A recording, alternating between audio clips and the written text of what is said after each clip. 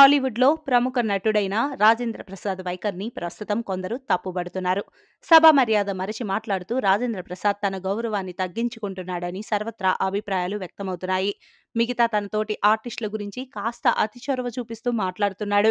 నిజంగానే ఆ ఆర్టిస్టులతో అతనికి అంత మంచి సంబంధం ఉంటే ఉండవచ్చు. కానీ ఇలా బహిరంగంగా బూతులు మాట్లాడటం, ఏకవచనంతో పిలవడం మాత్రం భావ్యం కాదని అందరూ అభిప్రాయపడుతున్నారు.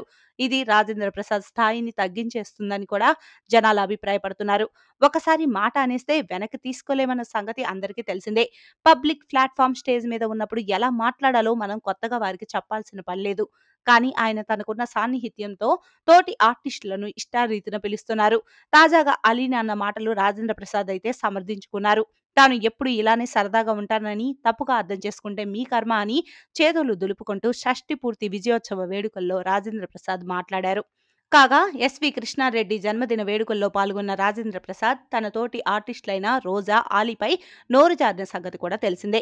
ఇళరాజా కూడా తనను వాడు అని పిలుస్తాడని, అది ప్రేమ అని రాజేంద్ర ప్రసాద్ చెప్పుకొచ్చారు. ఆలీని రాజేంద్ర ప్రసాద్ ఎలాంటి పదజాలంతో పిలిచారో అందరికీ తెలిసిందే. అయితే ఈ విషయం మీద స్పందించి అలా అనడం తప్పు, సారీ అని అంటారేమో అని అందరూ ఊహించి ఉండవచ్చు.